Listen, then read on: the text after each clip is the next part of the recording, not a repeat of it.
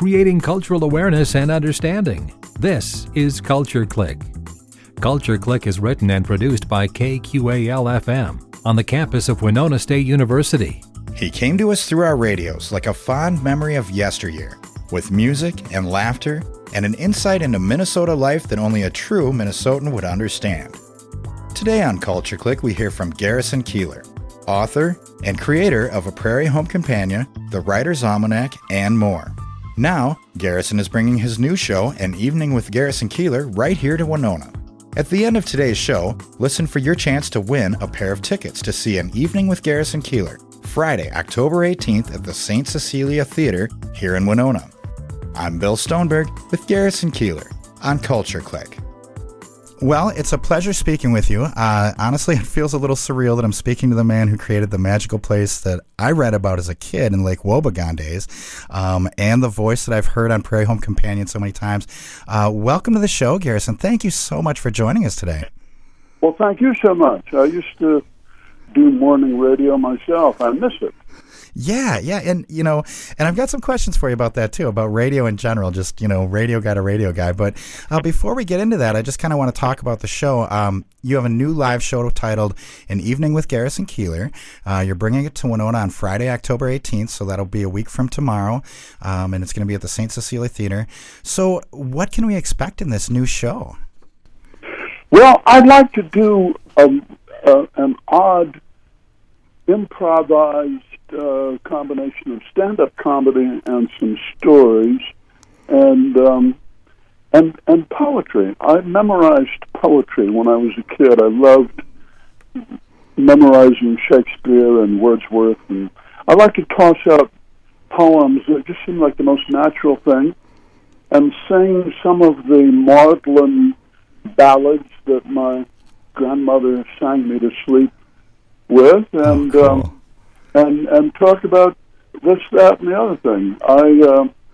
I am 77, and so my life has covered a lot of distance from my Uncle Jim's farm and his horses Prince and Ned pulling the hayrack, on up to the present. I started in radio when we played music on large black vinyl discs, and now we've moved on. I'm talking to you on a cell phone, which we didn't have back then, so that when you went out walking, you were all alone. Nobody would interrupt you. I just like to stand up and talk about these things, and in the course of it, I like to stand up in front of the audience and hum a note, and then I start singing My Country 'Tis of Thee, and the whole crowd joins in. It's a song that they all know. They know the words, and maybe we go on to the Swing Low Sweet Chariot, maybe we go on to Frankie and Johnny or Shenandoah. All of these songs that people roughly my age learned in grade school. Right. This will not be true 20 years from now. You won't be able to stand up in front of a crowd of Americans and expect them to sing. And even now, you see teenagers in the audience Google it on their cell phones. They don't know the words. Right. To mine eyes have seen the glory of the coming of the Lord. Oh, He's trampling out the vintage where the grapes of wrath are stored. They don't know those words. So I like to do that. It's something that an audience never gets a chance to do, to sing a cappella, words that they know by heart, and it's fun. I just I enjoy going out and amusing small groups of people. Great. And I think it's important too. I think that's really cool that you're kind of keeping that thing alive, that whole where the audience participates and knows the words and everyone sings along. It feels to me like more of those like family gatherings in the park that I remember as a kid and things like that, where, know, Uncle Jim or whoever would bring out a guitar and someone would start singing or someone would play the piano, And I think that's important to keep that stuff alive. I think that's really cool. And also, I was wondering, you have Richard Dworsky. Richard Dworsky is my old music director. Yeah. Going back 30 years on A Prairie Home Companion, yes. Yeah, and he's with you. I mean, I was kind of wondering when I read that, what is it like working with someone so long? Like, do you guys even need to rehearse, or do you just kind of go up there and it just happens? No, we don't rehearse. I like the look on Rich's face when I do something he's not expecting me to do. Mm-hmm. And so I like to toss things in, and we're singing one song, and I like to slip into something else. We're singing "Abide with Me, Fast Falls the Eventide," and I toss in John Jacob Jingleheimer Schmidt, and just to and he catches up.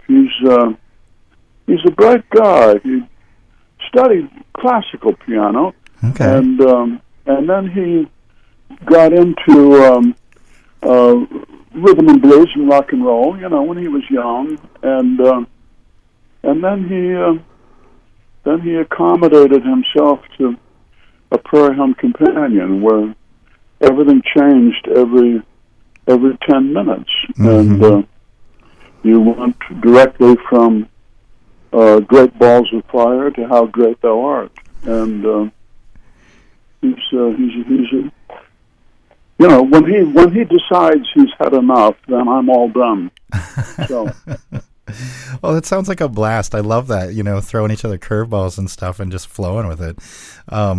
So, I mean, are there any like kind of curveballs that you might throw the audience, like stuff that we might not expect, or like new things to include, or anything like that in this show?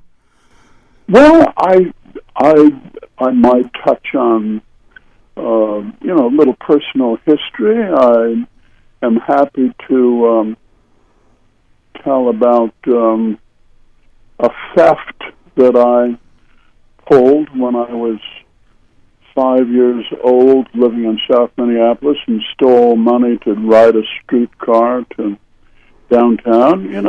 Right. I've had a simple and compact life, but with a certain number of surprises in it.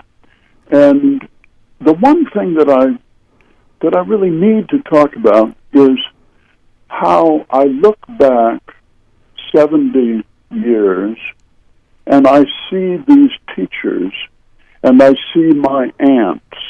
I was brought up by women, and I look back and see these aunts, and I see this teacher and that teacher, and Mrs. Shaver and Lavona Pearson, and I can see now at this distance how what they gave me that I didn't appreciate at the time. Nobody is a self-invented person. We owe these enormous debts to people, and we never had the chance to thank them. And so I like to tell stories along these lines. I love that. And, I mean, to me anyway, your work and stuff throughout your life, it seems like it is, at least for me, experiencing it, reading or listening, it causes me to reflect on my own life, my own experiences and memories and things like that. And it's funny that you kind of talked about that, because I had a conversation with that here at work the other day with someone that it seems like people don't take the time to reflect so much anymore, and I think that's just such a wonderful thing about the work that you do. Is it, like I said, at least for me personally anyway, it causes me to reflect on those things, and experiences in the past and family and place and things like that. So was that kind of like the inspiration for this show, is like that sort of reflection, or where did the inspiration for it come from? Well, I think that if you've led a long, interesting life, and a happy life for the most part. You sort of have an obligation to talk about it. I have an obligation to my children, and for them I'm writing a long story of my life, and anybody else who might be interested. My cousins, I have an obligation to share with them my memories of our aunts and uncles and our grandmother, who was an amazing woman, farm woman, but so had powerful opinions, and I still live with her, even though she's been gone these many years. You have an obligation to tell your story. I have no interest in in bemoaning or complaining. I'd have no right to. But the rest of it, I think, it's necessary.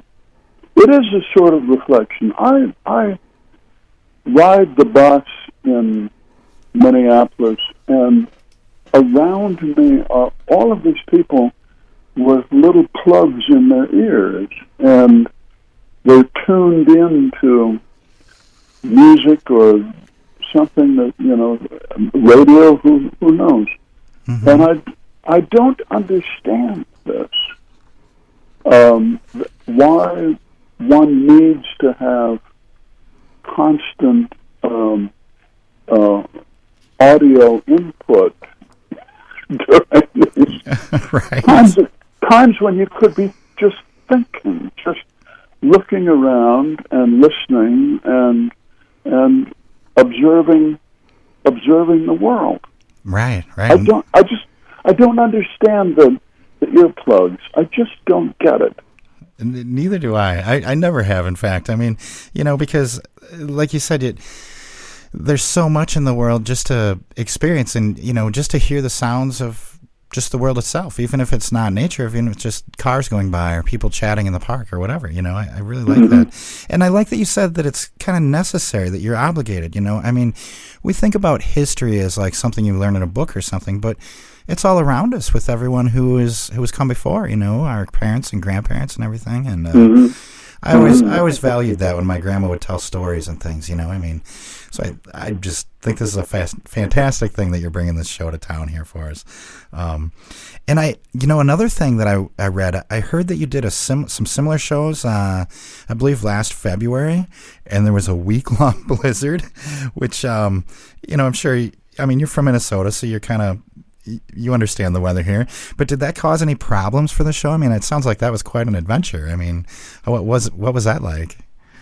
No, just fine. There's not a problem. People go where they need to go. They're not going to be held up by weather. I mean, it's an excuse. It's a good excuse, if you want to stay home. But if you don't, it works perfectly well. Right. But I've even already forgotten about it, so I don't even know what you're talking about. Oh, okay. There was a little blurb I read on your website, and I thought, well, that's kind of interesting, and it fits with Minnesota. But yeah, cool. Well, good. Then no problems then. I love it. And and then you've got podcasts that you do. You've organized a Prairie Home Companion cruise. It sounds like that's going set sailing this spring.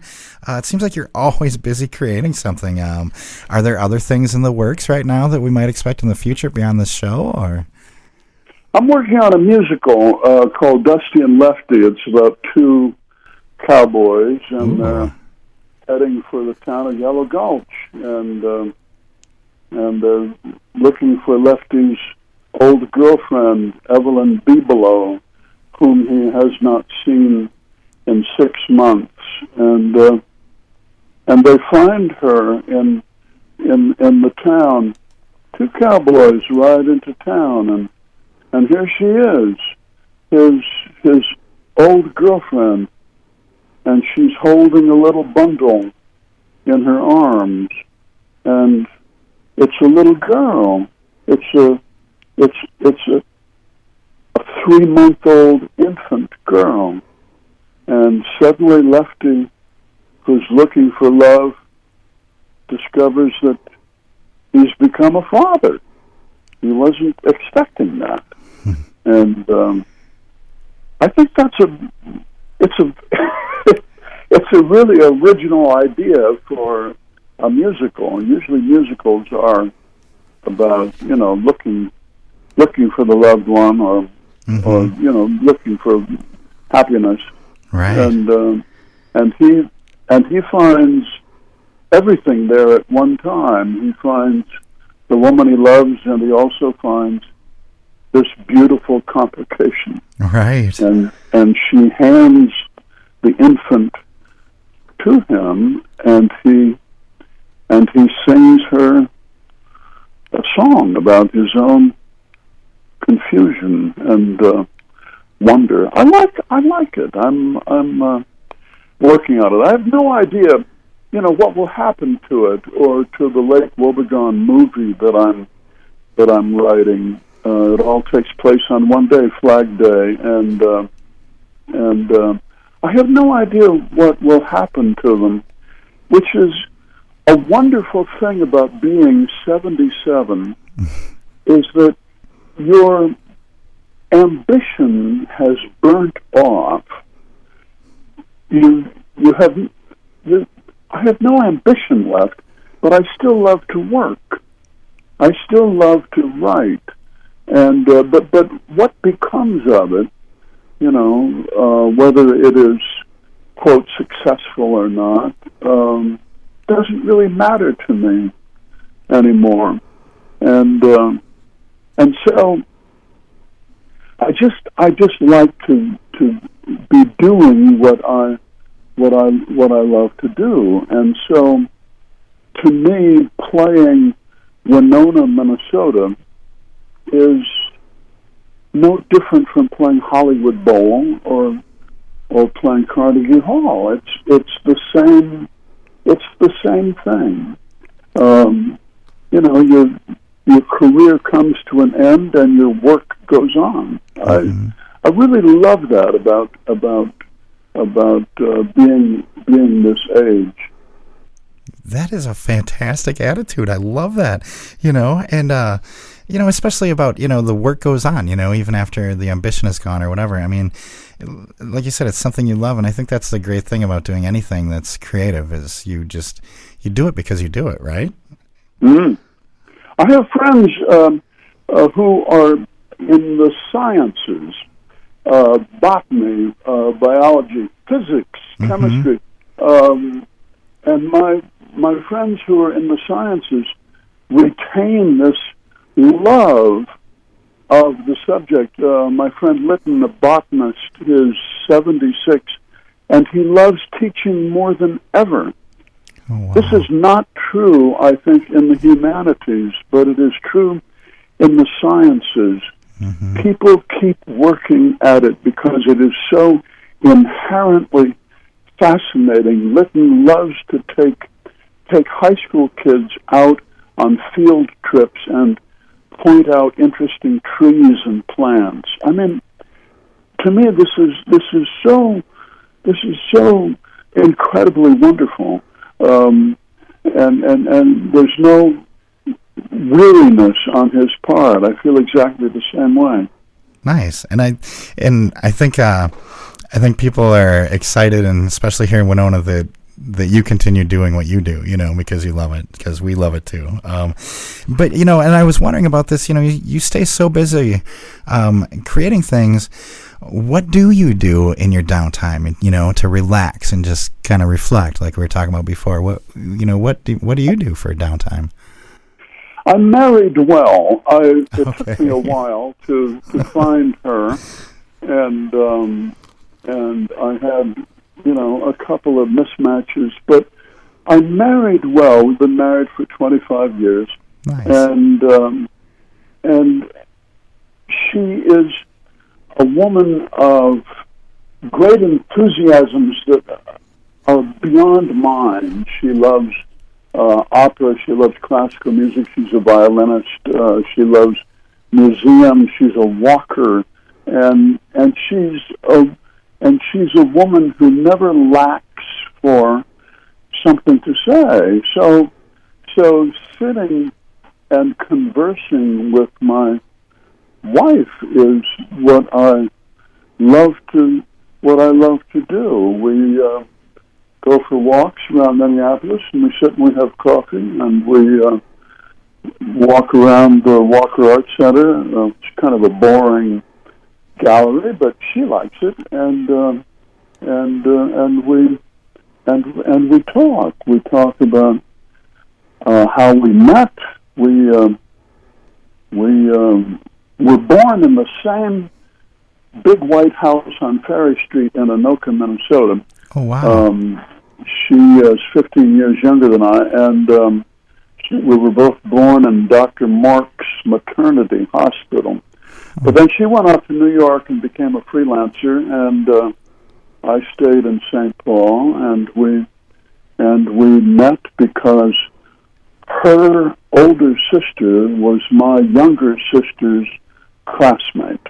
Oh, and this is how you meet the love of your life. So be good to your younger sister. You may meet somebody. Right. Well, that's good advice anyway, but yeah, I like that. That's a beautiful thing to have a relationship like that, That's so fulfilling. And then, like I said before, I do have a radio question for you, from one radio guy to another. I'm curious about your take on this because I kind of see you as like a master in this realm, of the radio show. But what do you think it is about the format of like a live radio show that's so appealing to people? Because I just, I love it, and I know so many other people who do as well, and it's kind of something, it feels like something of the past, yet it's still so appealing to people. Why do you think that is? It's happening now, and it is unrehearsed, and it is unedited, and you get to hear the awkward parts along with the better parts. Yeah. People respond to this. I did a live show 40 years, Saturday, 5 o'clock Central Time. It was a 2-hour show, and it was in a theater in front of an audience. Mm-hmm. And this audience was the whole secret of doing that show. I couldn't have done it in a studio. That audience let you know what was good and what was not so good that you were doing, and they were the real directors, and they guided you through the way that you should go. That show wouldn't have lasted 2 years without that audience. We did a show once in Lanesboro, live on a Saturday, 5 o'clock, just as the sky was turning black, and rain started to pour down. People sat there under the rainwear, and I walked out into the crowd, and I hummed the note and sang My Country 'Tis of Thee, and they all sang with me, and it's a show I remember still 20 years later as one of the greatest shows I ever did. And it was all about Lanesboro. It was the Rhubarb Festival. There was an 18-year-old girl from Lanesboro, Yvonne Priest was her name, and she sang an opera aria in Italian, and she just absolutely killed. I mean, it was she rose to the occasion, and the crowd loved her, and 5 million people around the country got a little look at Lanesboro, Minnesota, and I'm just grateful for the chance to have done that. I don't think anybody will have that chance ever again. Because radio has gone in an entirely different direction, and towards streaming and so on. Right. And, people with little plugs in their ears. Right. And so I'm an antique. I'm a museum piece, and grateful for it. Yeah. Well, and I hope that as technology advances and the way people use it advance, I hope that storytelling doesn't get lost in that. I hope that continues. I really do. And speaking of which, I just want to mention earlier you were talking about the musical that you're working on with the two cowboys. I could sit and listen to you talk about that. I was like kind of sitting here like, oh wow. Yeah, I could just listen to you tell that story. So that sounds pretty neat to me. I love it. Yeah, and I love the whole thing with the radio, the audience. It's cool to hear you say that, because I really believe that there's a magic that happens when there's an audience involved, I think, and people can hear that, I think. So cool. I was a very lucky man. Every time I come into Minneapolis St. Paul Airport, and I go out to the taxi stand, and I get into a cab, and most of the drivers are Ethiopian or Somali. Mm-hmm. And I sit in the back seat, and they ask me where I'm going, and I give them my address. And just the fact of hearing me give my address, they turn and they say, "Weren't you on the radio?" Oh. And I say, yes. They said, "We listened to that show when we came to this country. We learned English from listening to your radio show." Oh. Because you spoke clearly and you talked slow.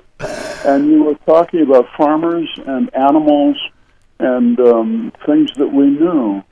And we learned. So you go into a line of work for your own amusement, and you wind up teaching English as a second language. It's a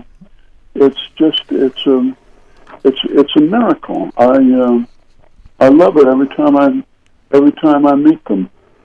Yeah, that's a beautiful thing. How sometimes the stuff you do can connect with people in ways that you never imagined. That is great. You taught people it English. goes far beyond anything. Yeah, I love it. Well, I don't want to take up too much of your time here. But again, Garrison, thank you so much for joining us today. To us, you're a true Minnesota treasure, and we're really looking forward to seeing your show here next week. So, and having you as a guest in our town. So I hope you enjoy it as well. Thank you so much for being on the show today. Thank you so much. Have a good day. Yes, you too.